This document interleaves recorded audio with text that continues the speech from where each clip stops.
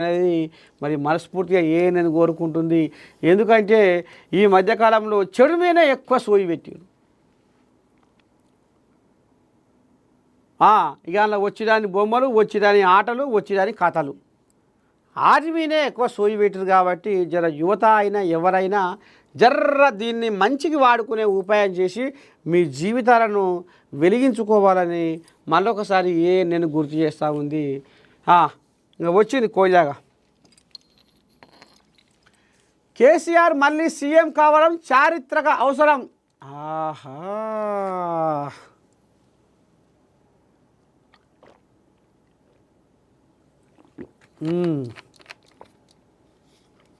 కేసీఆర్ మళ్ళీ సీఎం కావడం చారిత్రక అవసరం. బీఆర్ఎస్ ఓటమితో తెలంగాణ ఎక్కువ నష్టపోయింది. దేశంలో మతపిచ్చితో బీజేపీ రాజకీయాలు. కేటీఆర్ ఇక కల్వకుంట్ల చంద్రశేఖరరావును మళ్ళీ ముఖ్యమంత్రిని చేసుకోవడం తెలంగాణ సమాజానికి చారిత్రక అవసరమని బీఆర్ఎస్ వర్కింగ్ ప్రెసిడెంట్ కేటీఆర్ అన్నారు. రాష్ట్రానికి జరిగిన నష్టాన్ని పూడ్చుకోవాల్సిన బాధ్యత తెలంగాణ సమాజంపైనే ఉందని తెలిపారు. ఏప్రిల్ 27న వరంగల్లో జరిగే బీఆర్ఎస్ రజతోత్సవ సభకు తరలి వచ్చి కేసీఆర్కు అండగా నిలవాలని పిలుపునిచ్చారు. సరే, కేసీఆర్ మళ్ళీ సీఎం కావడం చారిత్రక అవసరం అంటుండు పెద్ద మనిషి.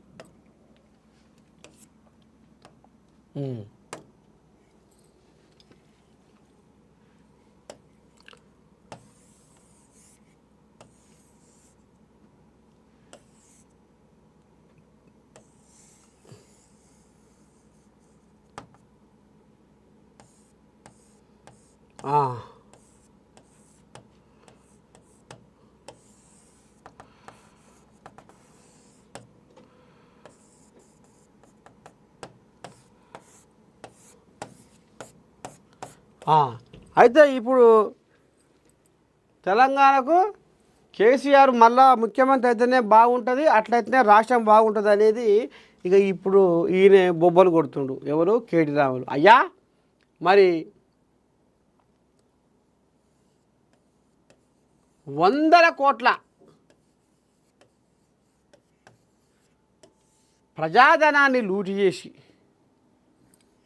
100 కోట్లు వీళ్ళు బయటి రాష్ట్రాలలో ఏమన్నా అంటే దేశ్కి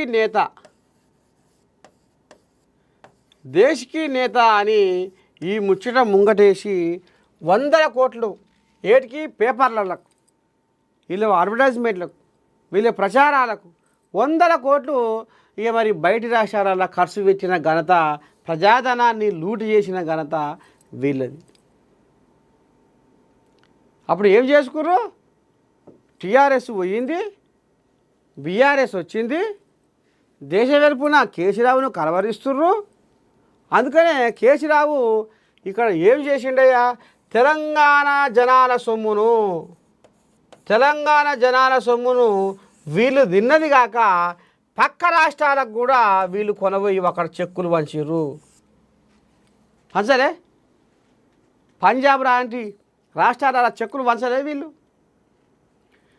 ఈడ మొరో మొత్తుకొని అన్నవో రామచంద్ర అని పాపము తీరొక్క కులవృత్తుల వాళ్ళు, రైతన్నలు, నేతన్నలు, గౌడన్నలు, సబ్బండ వర్గాలు ఎటరా దేవుడా అని వాళ్ళు నెత్తి నోరు కొట్టుకుంటుంటే ఈయనే నాకు దేశ వెలుపున ప్రచారం కావాలి, నా పేరు మోతమోగాలి, నేను ప్రధానమంత్రిని కావాలి అని ఇక ఈయన కంకరం కట్టుకొని ప్రజాధనాన్ని 100 కోట్ల రూపాయలు బయటి రాష్ట్రాలలో ఖాళీ అడ్వర్టైజ్మెంట్లకే పెట్టుకుంది కోయిలాగా.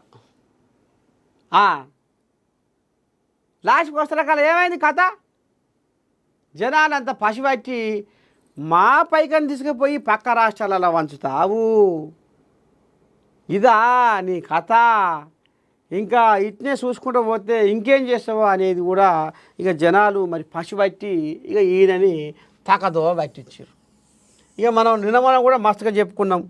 మరి ఇప్పుడు మళ్ళీ ఎందుకు చెప్పుకోవాల్సి వస్తుందంటే మరి చెప్పుకోక తప్పదు.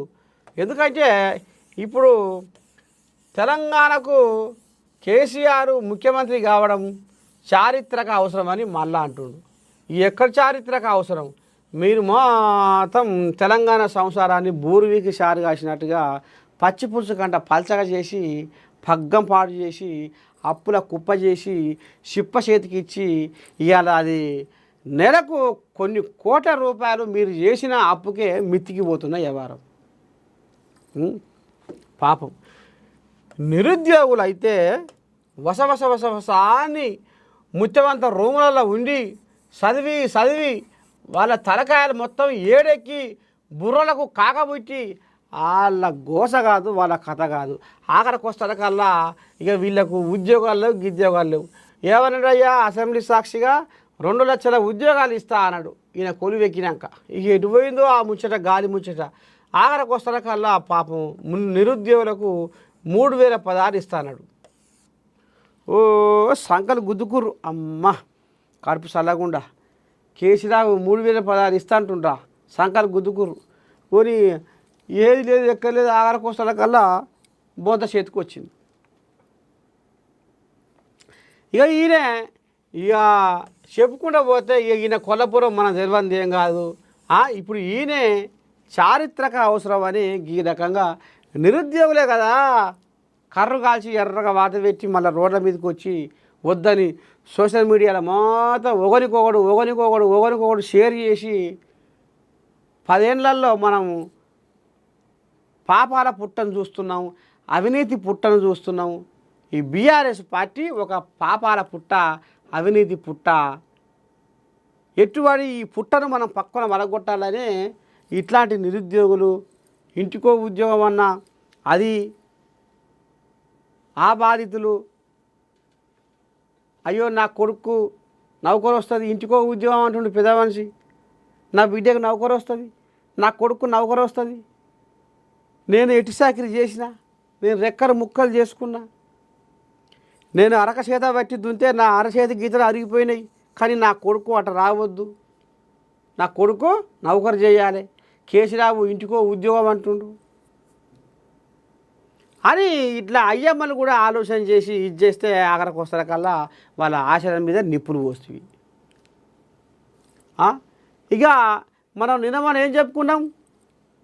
ఆడి తప్పిండు, పలికి బొంకిండు, దళితుడిని ముఖ్యమంత్రి అన్నాడు, ఉత్తబుర్రేసి చేసిండు, దళితులకు 3 ఎకరాల భూమి అన్నాడు, ఉత్తబుర్రేసి చేసిండు, ఇంటికో ఉద్యోగం అన్నాడు, ఉత్తబుర్రేసి చేసిండు, నిరుద్యోగుల వృత్తి అన్నాడు, ఉత్తబుర్రేసి చేసిండు, ఆరోగ్యశ్రీ అన్నాడు, ఆరోగ్యశ్రీ ఆడంగిడంగా దులపరిచ్చిండు, అది అటకెక్కిచ్చిండు, డబల్ బెడ్రూమ్ అన్నాడు, వాళ్ళ ఉసురు పంచుకుండు,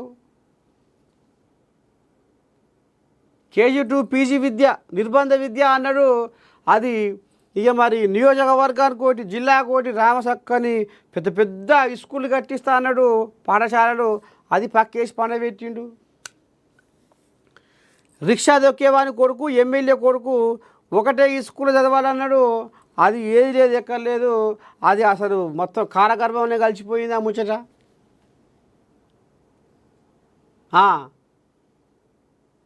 ఇవన్నీ ఉద్దారకం ఈ రకంగా చేసి గిట్ల చేసి ఆఖరికి వస్తారకల్లా తెలంగాణను దాచుకుంటుండు, ఇంకా ఆగం చేస్తట్టుండనే జనాలు వద్దనే పక్కకు పెట్టినాక మళ్ళీ ఇప్పుడు ఆయన రావడం చారిత్రక అవసరం అని ఇగో మళ్ళీ ఈయన కొడుకు బొల్లి కూతలు కూస్తుండు. ఎట్టకుండా చూడు నోరు చాపుకొని మింగుదామని. అందుకనే జనాలు కూడా ఆలోచన చెయ్యాలి, మంచి ఏంది చెడు ఏందని ఆలోచన చెయ్యాలి. గతంలో ఏం చేసిర్రు, ఏం మాట్లాడిర్రు, తెలంగాణను ఏ రకంగా ఒక కొలిక్కి తీసుకొచ్చిర్రు, ఎట్లా అయింది, మళ్ళీ వస్తే ఏం కథ.